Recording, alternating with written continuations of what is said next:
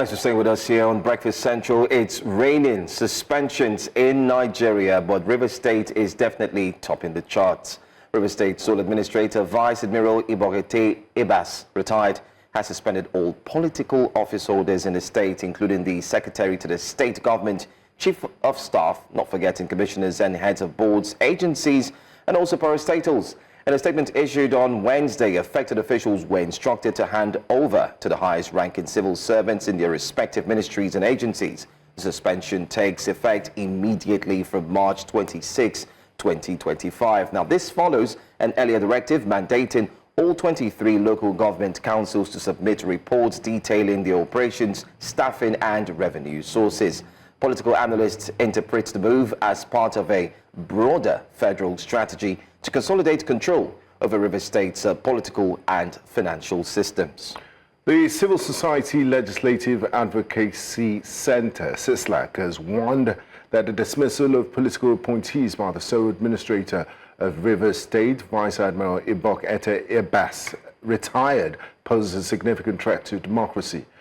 As you may know, the crisis in Rivers State's political sphere escalated recently when President Bola Ahmed Tinubu declared a state of emergency, stripping Fubara of executive powers, and he appointed Ibas as sole administrator. Though, according to the president, the sole administrator is not expected to make drastic changes. Or maybe this is not a major change. Let's find out from our guest, who is the chairman of the Concerned Rivers State Elders Forum, Precious Elekima. A warm welcome to you, sir, and thanks for joining us on Breakfast Central. Thank you. Thank you. Now, what do you make of this timing of this suspension by this sole administrator? A lot of people didn't see this coming. Did you see this coming, and what do you make of it? Well, we are vibrating from one illegality to another illegality. First of all, if you ask me, is there a state of emergency in Rivers State? I'll tell you there is no state of emergency in Rivers State. Because, you know, the Constitution was made in such a way that you cannot twist it. You can't usurp it. You can't manage it. So if the National Assembly had a problem where the House of Reps could not garner 240 people, 240 people to be in the chambers that day. And so once they don't have that number, they cannot, there is no power on earth that authorizes them to go by a voice vote. The Constitution, the book is so small, but that is what has made them what they are. So you can't twist it. The same thing to the Senate. They could not garner 73 people into that chambers. So when they say by voice vote, since the Constitution did not give them the leverage to say you can twist, you can change, that means that state of emergency failed. So there's no state of emergency.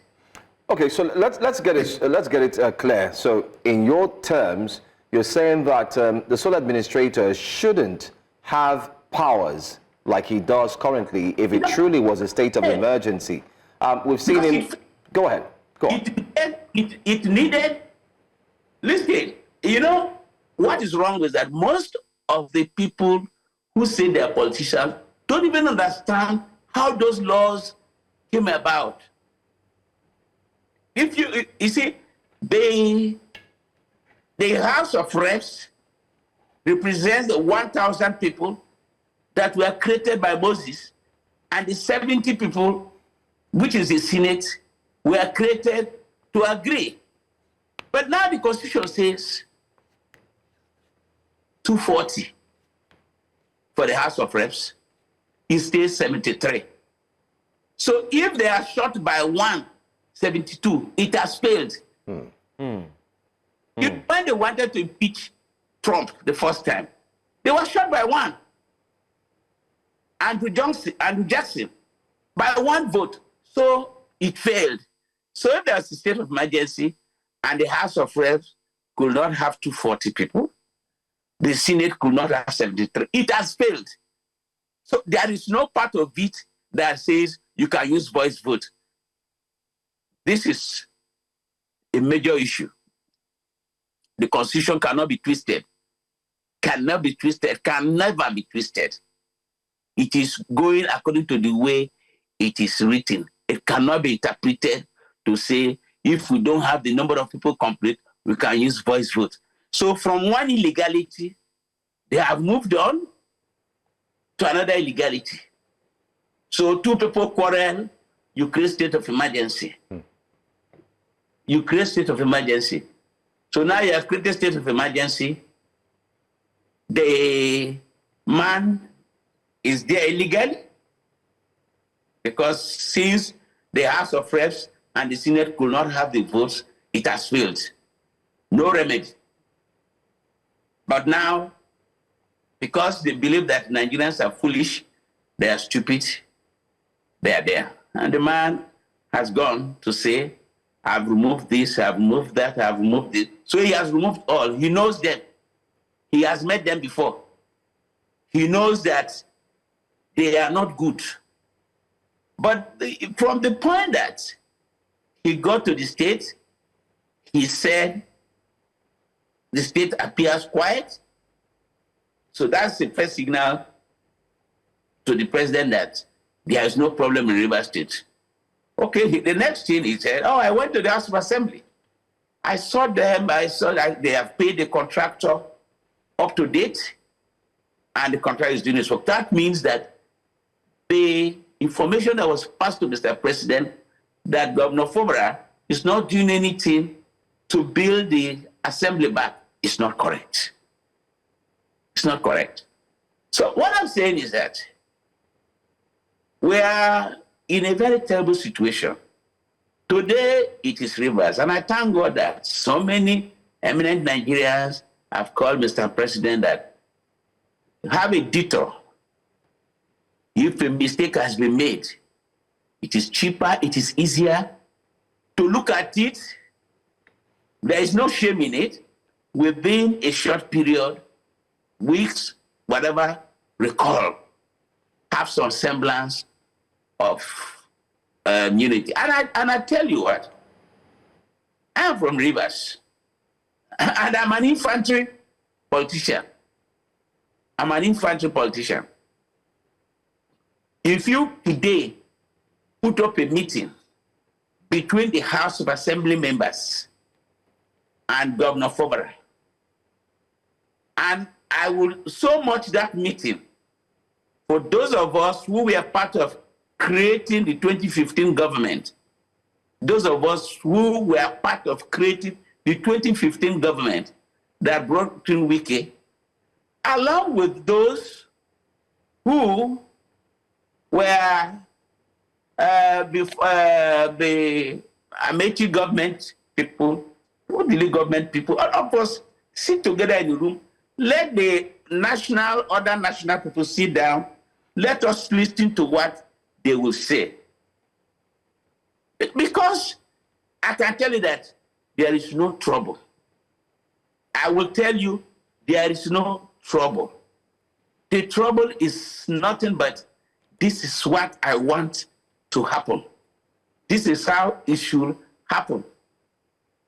So as far as I'm concerned, that meeting they want to say, go and settle this issue, should be settled with all of us inside the room. Let somebody tell us that I created this. I created this. I spent my money on all this.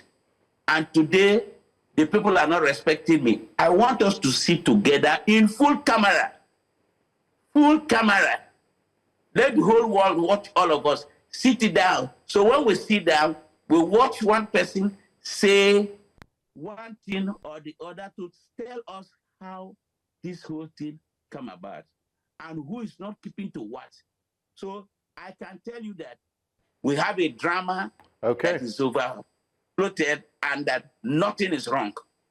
Now, Elder, Elekima, quite a number of things have happened since the declaration of a state of emergency and the appointment of a sole administrator. Like you said is illegal. A number of Nigerians and civil society organizations have also said, you know, it was a voice vote.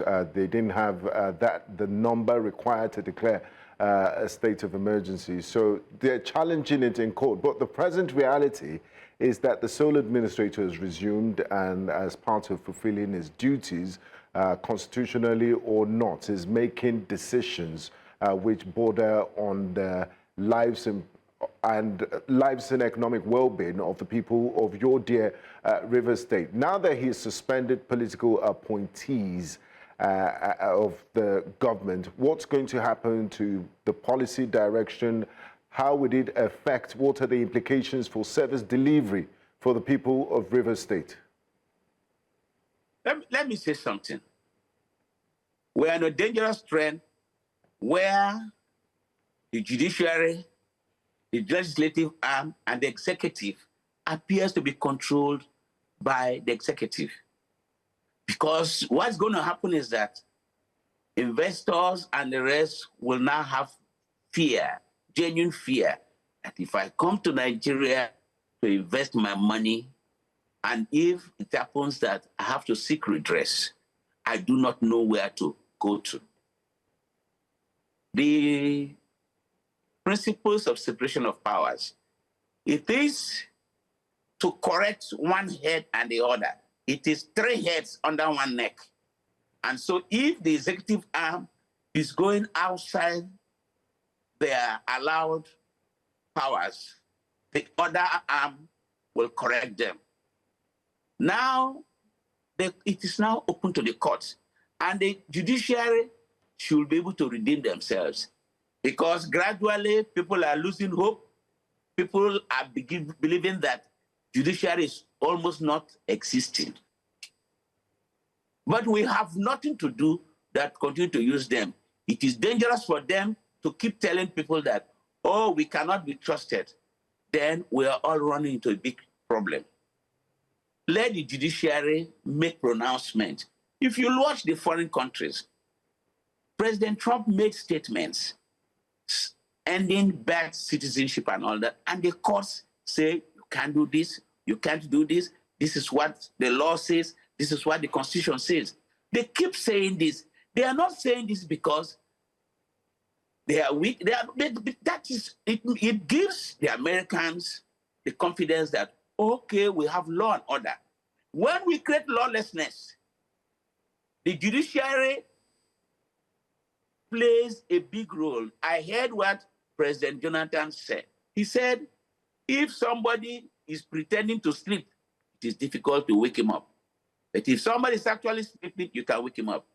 The judiciary should understand that right now, the survival of Nigeria is in their hands, because a lot of illegalities, lawlessness is taking place. It is for the judiciary to be able to tell Nigerians that we are here. The Constitution has created three arms of government. It is not for them to be together. It is for them to check themselves, to be able to correct one another. That is why they are there. The legislative arm makes the law. The executive arm, which is described as executors, they execute the law. And when there are issues, the judiciary interprets the law. So right now, Nigeria is a situation whereby the judiciary is watching that the Constitution says 240. The Senate president said, we don't have enough in his mind, though, but these Nigerians are so docile, we're going to tell them his voice vote. The Speaker of the House of Reps, the same thing. It is all null and void. That small book Constitution, you cannot twist it. It's made for life. It can never be twisted. So the judiciary has a big role to play. In Rivers, right now, the man had gone there. Instead of with knowing that this is a place where they say there is trouble, I've gone there, there's no trouble. Rather now, you remove the SSG, you appoint another SSG. How do you know the SSG you're appointing? How do you know the SSG you're appointing? The one you are removing, how do you know him? Who asked you to remove him? Who asked you to appoint another one? You have removed all the commissioners. You have removed everybody. You sacked everybody. So are you now part of the problem? So have you joined one side of the problem? That's the question. Well, let's. I like us to look at. I like us to look at this. I mean, civil society groups, for instance, the CCG, they've come out to say that what's actually going on now in River State, kind of like a reminiscent of what happened during the military era, where edicts and, of course, not forgetting to decrees were indeed replaced by some form of military processes instead of being democratic as we speak. But do you think that what's going on now, currently as we speak, as the chairman of the concerned River State Elders Forum, do you think this would in any way exacerbate fears and also could lead to violence in the near future should this method of governing continue? Do you think it could lead to something tragic in River State? Let me tell you something, and I want to say it for all people to listen. The last thing anybody from River State should ever think to do is violence, because you will fall into the trap where the state of emergency can stay for the next 2 years. What is happening is an inducement to invite violence. The reason to keep state of emergency is violence. So when you say we want to use violence to stop what is going on, then you're cooking for them beautiful jollof rice, beautiful soup, beautiful stew to eat. So the best thing to do is go to court and blackmail the courts so that the judiciary will speak. Judiciary knows that they are there, their children are there, their children are there. So when they continue to give the wrong judgments, at the end of the day, all of us will be in it. If you are a judge, does not mean that all the children are going to be judges. So right now, the judiciary has a reason to save this country. They need to save Nigeria. Okay. But now that the sole administrator has suspended commissioners and government appointees, how is the state supposed to operate? How do you implement government policies and service delivery? He doesn't have that powers. But he's done it. We have a governor of a state. There is no budget that is approved. So how can he spend money? There is no budget. But he was given a budget. So, the president had released, we're told, he had released budgets to him. The CBN has released the state funds. You see, the country does not belong to president, with all due respect. These are things of law and order. We cannot be lawless. If you say there is no budget, and for that reason, you have suspended Fubara. So where budget are you operating with? So there is no budget. So the sole administrator cannot spend 1 penny. Where will he bring the money to spend? How is he going to spend the money? It is not there. All right, Mr. Lekama, please, can you just hold your thoughts? We'll go for a quick break. When we come back, we'd like to continue this conversation, especially looking at the aspect of what the elders in River State are planning to do. So please stay with us. We'll be right back.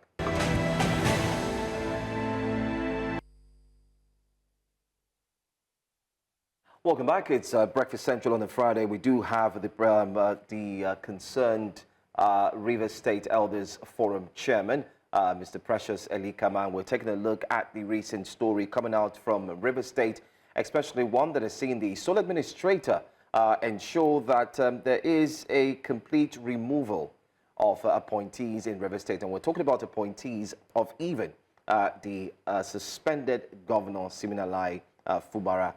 Back to you, sir. Let's ask this very important question.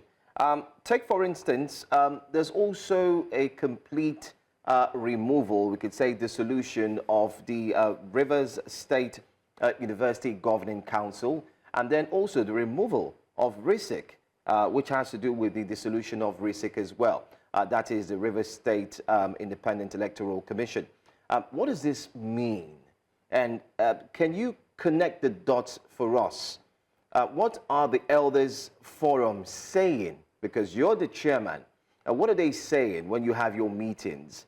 If you don't mind bringing it to the fore so that the public can get to understand what really is going on, or what the Elders Forum believe is actually going on in Rivers State now. I'll tell you one thing. I have a lot of sympathy for the administrator, in quotes, because he's just been railroaded to what he didn't bargain for. Instead of having a quiet retirement, they brought him to expose him in this situation. But this is where we are. I've said that any violence, anything that has to do with any violence, should be the last. It will not even come, and it should never come, because that is what they are looking for. Go there, provoke them, do this, dissolve this, do this. By the time they agitate, okay, River State is on fire. So the administrator for another 2 years. So my own position and the position of the elders is that we will not do that. We will take them to one court to the other court. There are plethora of cases here and there. We will continue. We will also dialogue with Mr. President. We will take while we are going legal, we also have to seek audience, speak with Mr. President to understand that this thing does not end in Rivers. By the time you create a precedence, you will end up declaring the 36 states of emergency. There are parts of Nigeria that there are insurgents occupying 4, 5 local governments. And there's no state of emergency. So a lot of things are going wrong. But like I said, okay, we will come out with our position, but the position we will have, we will never come out with a position that says people go and demonstrate. We will not do that. Okay. You eschew violence. Yes. We will never go into that, because as soon as you do that, that state of emergency will be there for the next 2 years. But we go by situation. We will go legal, and while we go legal, we know that it is a political decision. We know that it's a decision that has to massage somebody's ego. So we will be able to, President is quite a reasonable person. So I'm sure that himself, with all whatever everybody has said by now, he's beginning to have a rethink, because he's a human being. He had known by now that nothing was wrong in Rivers State. He knows. You can't remove the assembly, you can't remove the governor and remove the deputy governor. You can't do that. No, Mr. Lekima. You know, they think that the Constitution is a newspaper. They don't understand the meaning of the Constitution. They think it's a newspaper. So as far as we know is that the law must be preserved. The Constitution must be preserved. Because if we don't preserve the Constitution, it's going to have problems for all the states. So there is Rivers.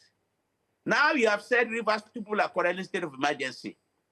Now there are kidnappers ravaging Ondo, so we are waiting for you to declare state of emergency. The next thing, something's happening in Benue, you must declare state of emergency. Something goes on in Lagos, you must declare state of emergency. You cannot only declare state of emergency in Rivers, because right now there is no trouble. Look at it. The assembly people wrote, come and present budget in 48 hours. The governor wrote, can we meet before presentation of the budget? They didn't go. The governor went. The doors were locked. He left. He wrote a letter. We're going to come on Wednesday. No trouble. My friend, the minister, was in Rivers. He was in Abalama. There was no trouble. There was no trouble. Look, the next thing was that they have declared state of emergency. And I'll tell you the danger about something. I'll tell you something. President Jonathan is a River State man. Now, finally, yeah. Every Bayelsa person is a Rivers man. Every Rivers man is a Bayelsa man. Okay, his wife is a complete Rivers woman. Now, the Joe elders had sought audience with Mr. President. They have only spoken. They have only spoken. So, okay, I give you to go and resolve the issue. If for any reason a contrary information went to Mr. President, being that Jonathan is from that place, and these people, you have former governors here. DHSP, governor 1969 or 68, you have other former governors there. At least Mr. President could have just called a meeting. Call Jonathan, let's pray the call. Look, my brother, what's happening in this area? I just met with this. Let's have a short meeting. The people will have a sense of belonging and respect because the office is transient. When tomorrow Mr. President leaves, will he be happy if somebody declares state of emergency in Lagos without taking him into confidence? Because the outburst of Jonathan shows that he was not aware. He was not aware. Because okay, we will keep the peace. So I think that Mr. President, he has acted, he's a human being, he will make mistakes. That's why this constitution was written and separated the powers so that one man does not have all the powers, because man is not an angel. If one man has all the powers, he will create trouble. This is what it is. And people always assume that I'm the president, I'm the House of Reps, I'm the Senate, I'm the judge. It is not going to be good for all of us. Mr. President should have a rethink. This is a problem I've created. It will go viral. What is good for the goose is good for the gander. And let us, no ego, let us all come together and remove this trouble. The minister is my friend. He is my friend. We have eaten together, not once, not twice. We have stayed together. We have had difficult times. We have stayed near disaster. We have stayed near disaster in 2015 and thereabout when he was running. So right. Even if he says he's not my friend, he's my friend. Okay, Mr. Likaman, So, thank you so much. I mean, I think we've gotten your point, especially representing the elders forum there, what they've said, and looking forward to possibly what would be the outcome in the next few months to come. It's just the first month, and we're about to dovetail or go into the second month. Hopefully, we'll get to see some more. Let me say something. Please, very quickly, because we're out of time. Yes, I don't think the state of emergency, with all due respect, from what I know about Mr. President, from what I know that is happening behind the scene, I don't see it going beyond the month of April. I don't see it going beyond. I know that Mr. President is a Democrat. I know how he has fought for democracy. I know how the roles he has played. And I also know that his body is telling him that I may have erred. And like I said, we are not going to insult him. We will respect him. We will discuss with him. Everybody will come together. All right. And that's why the hasty decisions of the sole administrator, I do not think, if Mr. President knows that something is temporary for 1-2 months, you hear that the Minister of Information came out and said that once Mr. President senses that there is a peaceful atmosphere, it will not last extra 1 day. So when they say, the sole administrator said, dissolve this, dissolve it. So all right, Mr. Likaman, thank you so much. Thank you so much. So I can assure you that we will solve this problem before the end of April. Thank you. Thank you for your time. Thanks for joining us. Thank you. Thank you. All right. Thank you.